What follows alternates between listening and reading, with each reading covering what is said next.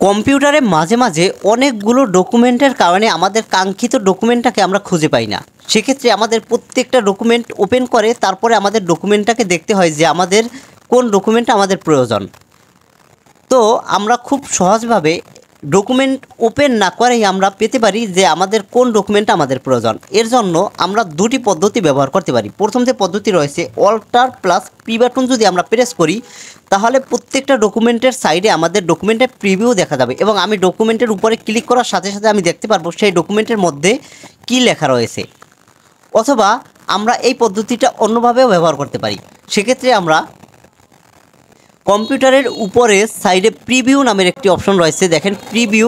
এখান থেকে আমরা চাইলে এই প্রিভিউ অপশনটাকে যদি ক্লিক করি তাহলেই আমরা কিন্তু সাইডে এই প্রিভিউ অপশনটাকে দেখতে পারবো। দেখেন এখন আমি যে ডকুমেন্টের উপরে ক্লিক করব ওই ডকুমেন্টের মধ্যে কি লেখা ছিল আমরা কিন্তু তা সাইডে দেখতে পারতেছি।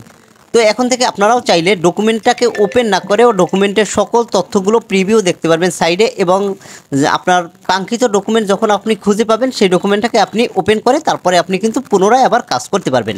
তো ভিডিওটি কেমন লাগলো অবশ্যই কমেন্ট করে জানাবেন এবং নিত্য নতুন সকল প্রকার আইটি ভিডিও পেতে পাশে থাকা বেল আইকনটি প্রেস করে রাখবেন। তো বন্ধুরা সকলে ভালো থাকবেন, সুস্থ থাকবেন এই কামনা করে আজকের ভিডিও এখানে শেষ করছি। আল্লাহ হাফেজ।